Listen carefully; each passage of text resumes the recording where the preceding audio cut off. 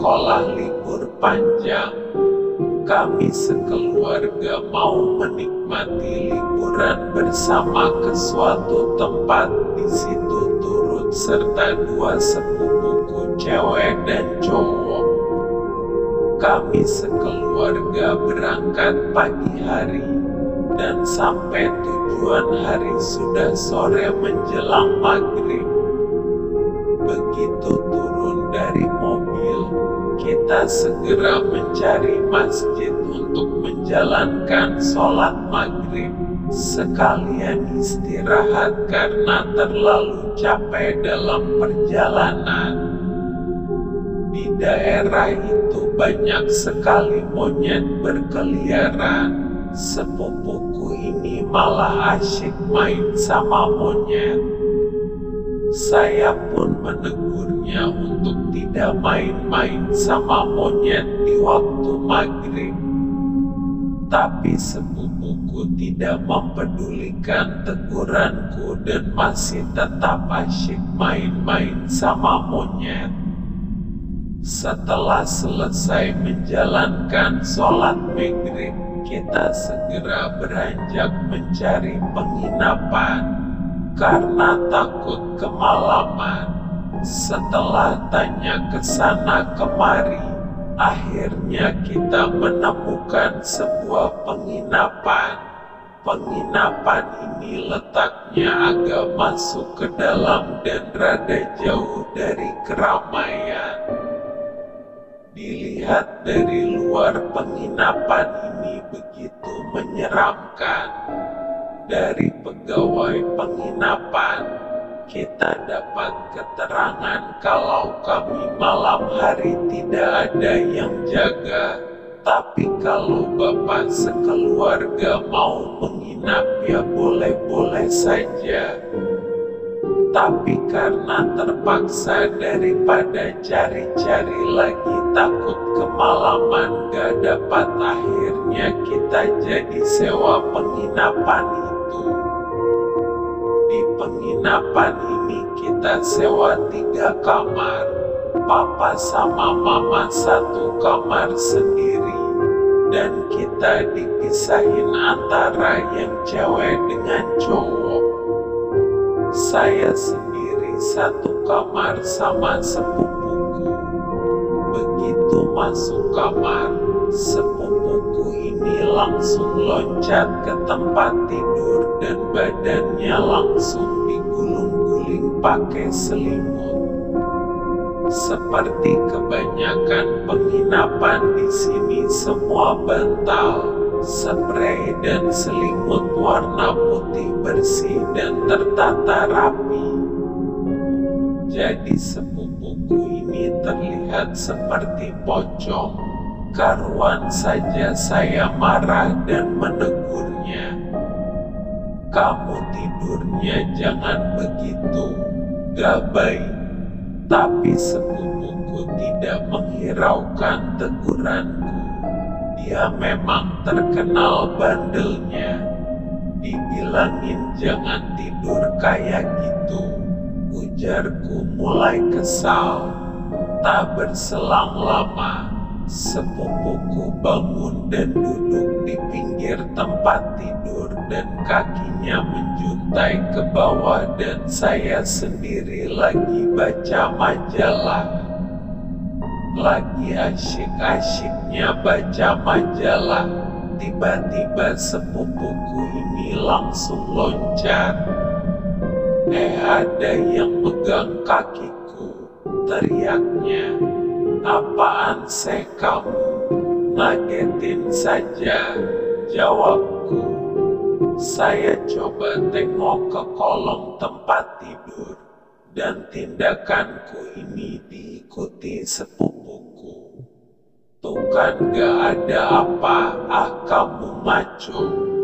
Saya pun masih berpikir positif saja karena memang gak ada apa-apa di situ. Udah gitu kita balik lagi seperti semula. Saya kembali baca majalah. Sepupuku kembali duduk di pinggir ranjang tempat tidur. Tak berselang lama sepupuku kembali loncat dan teriak, "Tuh kan dibilangin ada yang megang kakiku." "Kamu gak percaya, Seh?" ujarnya ketakutan. Saya pun jadi merinding dan kita sama-sama kembali tengok tuh kolong tempat tidur. Emang gak ada apa-apa.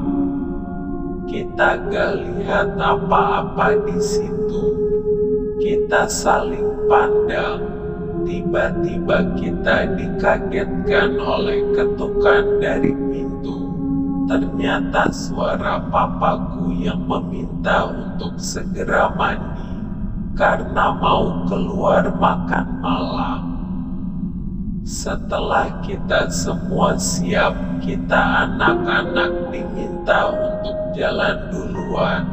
Nanti papa sama mama nyusul dari belakang. Begitu keluar dari penginapan, kita banyak cerita ngalor ngidul. Pas di tengah perjalanan, tiba-tiba semua lampu mati. Kita semua ketakutan karena gelap banget. Anehnya cuma lampu penginapan ini saja yang mati. Mana papa sama mama lama banget gak muncul-muncul. Akhirnya kita semua sepakat kembali lagi ke penginapan. Anehnya, begitu sampai di penginapan, tiba-tiba semua lampu kembali nyala. Akhirnya kita semua pergi bareng-bareng. Seusai makan malam, kita semua kembali lagi ke penginapan. Sebelum masuk ke kamar masing-masing, papa menyuruh kita anak-anak untuk sholat isya dulu, dilanjutkan mengaji. Setelah ambil air wudhu, saya dan sepupu segera menjalankan sholat isya. Seusai salam, tiba-tiba saya mendengar ada suara anak kecil dari luar kamarku. "Mama," pikirku, siapa yang manggil mama malam-malam begini? Padahal kan yang nginap di penginapan ini cuma keluargaku. Pikiranku semakin gak karuan. Merinding juga karena takut. Saya coba tanya ke sepupuku, "Kamu dengar gak siapa tadi yang manggil mama?" "Gak kok, aku gak dengar apa-apa," jawabnya. Ternyata cuma saya sendiri yang dengar. Untuk menghilangkan rasa takut, saya segera ajak sepupu untuk melanjutkan mengaji. Pas kita lagi baca ayat kursi, tiba-tiba ada suara lain yang juga baca ayat yang sama. Awalnya suara itu pelan, tapi lama-kelamaan suara itu jadi keras, bahkan lebih keras dari suara kita mengaji. Sontak saya dan sepupu langsung disergap ketakutan, dan kita langsung lari berhamburan keluar kamar menuju kamar papa. Saya pun langsung gedor-gedor pintu supaya cepat dibukain. Begitu papa bukain pintu, dengan kaget papa bertanya, "Ada apa malam-malam begini teriak-teriak?" Setelah saya jelasin ke papa apa yang terjadi, papa langsung memejamkan mata dan menyentuh jidatku. Papa segera menyuruh kami anak-anak untuk masuk kamar papa. Pesannya jangan keluar kamar sebelum papa menyuruh kalian keluar. Kita semua mengangguk mengerti.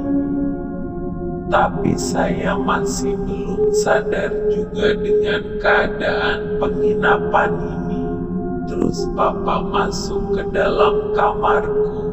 Saya tak tahu apa yang dilakukan Papa di kamarku.